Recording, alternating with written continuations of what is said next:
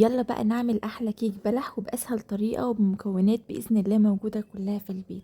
يلا نسمي الله ونصلي على الرسول ويلا بينا بسرعه نشوف الجمال ده كله اتعمل ازاي. اول حاجه هبدا بيها هي كرمله السكر. رفعت طاسه على النار، الطاسه تكون ناشفه تماما يعني ما فيهاش اي ميه نهائي.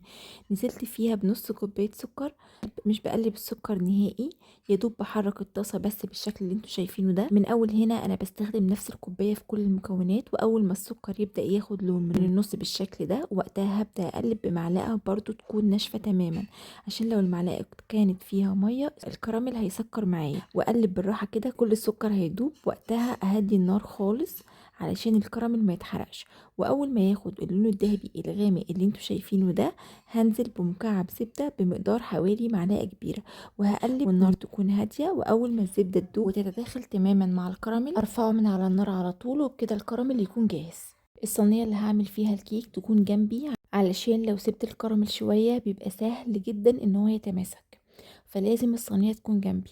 عندي حاجه من التلاته، لو ضمن ان الصينيه بتاعتك تكون ما بتلزقش انزلي بالكراميل على طول، لكن الاضمن ان يا اما تدهنيها فرشه زبده الاول قبل ما تنزلي بالكراميل، يا اما تدهني فرشه زبده وبعدين ورقه زبده وتدهني تاني ورقه الزبده بفرشه زبده تانية. كده اضمن ان مفيش اي حاجه هتلزق منك، وهتضمني ان الكراميل ما يلزقش منك تماما.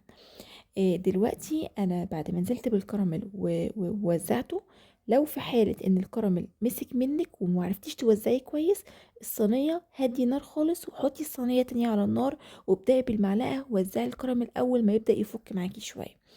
معايا البلح الرطب او البلح الاسود، قشرته وطلعت طبعا النواة بتاعته. بعد كده بدأت أقسمه الأنصاف وبدأت أوزعه في الصينية داير ما يدور بالشكل ده. البلاحية تبقى وشها لتحت عشان لما أجي أقلبها تبقى مظبوطة زي ما انتوا شايفين كده. هوزع كل الكمية داير ما يدور بأي شكل انت عايزاه. أنا هنا كنت خلصت الصينية كلها، هسيبها بقى دلوقتي على جنب وتعالوا ندخل في طريقة الكيكة. في الخلاط معايا 3 بيضات بدرجة حرارة المطبخ. ادي أول بيضة، ادي التانية والتالتة. بما ان في بيض يبقى لازم يكون في فانيليا، يبقى كيس فانيليا. دي طريقة الكيكة العادية خالص. ومعلقة صغيرة من الخل، نص كوباية من السكر. هفكركوا تاني، نفس الكوباية بعاير بيها كل المكونات من اول السكر بتاع الكراميل لحد الدقيق اللي هو اخر حاجة خالص في الكيك. هضرب البيض مع السكر مع الخل والفانيليا كويس جدا لمدة حوالي دقيقتين، لحد ما كل حبيبات السكر تدوب تماما ولون الخليط يبقى فاتح بالشكل اللي انتوا شايفينه ده. هفصل الخلاط ونزلت عليه 3/4 كوباية من المواد الدهنية، زبدة سايحة على زيت. انا حطيت نص كوباية من الزبدة وربع كوباية من الزيت، ونزلت كمان بكوباية من اللبن الدافي مدفيه خفيف كده على النار، وحوالي 5 أو 6 بلحات كنت مقشراهم شايله منهم النوى بتاعتهم، وهنزل بيهم على الخليط وضربتهم تاني لمدة دقيقة، وبكده الخليط كان جاهز. نيجي بقى في بولة نضيفة وناشفة، نخلت كوبايتين من الدقيق برضو بستخدم نفس الكوباية، وكيس من الكيك شيف. كيك شيف بيفرق جدا في طراوة الكيك. لو وصلتي معايا لهنا ما تنسيش تعملي سبسكرايب للقناة لو أول مرة بتشوفيني على اليوتيوب، وفولو البيج لو بتشوفيني على الفيسبوك أو التيك توك. هقلب المكونات الجافة مع بعض كويس قوي زي ما انتوا شايفين كده.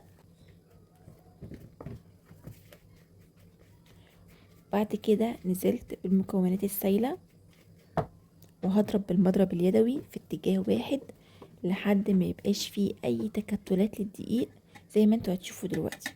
انا نسيت اقول لكم ان انا شغلت الفرن على درجة حرارة 180 بعد ما خلصت ضرب البيض بالسكر، وحطيت الشبكة رف اوسط، يعني بشغل الفرن قبل دخول الكيك ب10 دقايق بس. ودلوقتي كنت بتأكد ان مفيش اي بقايا دقيق موجودة في البولة من تحت ولا في الاجناب، وبكده يكون خليط الكيك جاهز. نزلت بيه على البلح بالشكل اللي انتوا شايفينه ده. هوزع كده الخليط الكيك في الصينية كلها، واخبط الصينية حوالي 5-6 خبطات كده عشان اتأكد ان مفيش اي هوا موجود جوه الكيك. وادخل بقى الصينية على طول الفرن الساخن مسبقا زي ما انا قلت لكم، ما ببصش عليها خالص قبل 25 دقيقة. اول ما اشم ريحه الكيكه افتح عليها، بس مش قبل 25 دقيقه ابص عليها. لو لقيتها استوت لونها اخذ اللون الذهبي من فوق خلاص بخرجها. اعرف ازاي ان هي استوت؟ بختبرها من النص بعود خشب، لو لقيته طلع نضيف خلاص يبقى كده الكيك استوى. لو كانت وقتها اخدت اللون الذهبي المظبوط من فوق لوحدها من غير ما اشغل الشوايه اخرجها على طول. لكن لو كانت ما خدتش اللون الذهبي وقتها ممكن اشغل الشوايه ثواني بس عشان تاخد اللون الذهبي المظبوط اللي انتوا شايفينه ده. خرجتها من الفرن اسيبها بس تبرد شويه عشان وانا بقلبها ما تتكسرش مني. تطلع معايا يا جماعه بالجمال ده. انا مش قادره اقول عليها كيكه، انا عايزه اقول عليها تورتايه يا جماعه، من كتر شكلها الحلو من كتر ما هي طعمها خطير. شايفين شكلها من جوه عامل ازاي؟ الكيك هش جدا واسفنجي. مقدار السكر اللي انا حطيته ما كانتش مسكرها تماما، ما كانت مطلعه سكرها مظبوط، ان انا قسمت كميه السكر، نص الكميه حطيتها في الكراميل ونص الكميه حطيته في الكيك مع تسكيره البلح الحلوه، فطلع لي طعم الكيك حلو قوي. غير الكيك نفسه هش واسفنجي وخفيف، ميكس البلح مع الكيك مخلين طعم الكيك حلو قوي. يكفي كوبايه شاي بس جنبه وخلاص على كده. وبكده نكون وصلنا لنهايه الفيديو بتاعنا النهارده. اتمنى وصفتنا تكون عجبتكم، تشاركوها مع كل اللي بتحبوهم، واشوفكم في فيديوهات تانية كتير بافكار كتير جديده ان شاء الله تنال اعجابكم. اخيرا ما تنسوش اللايك والشير.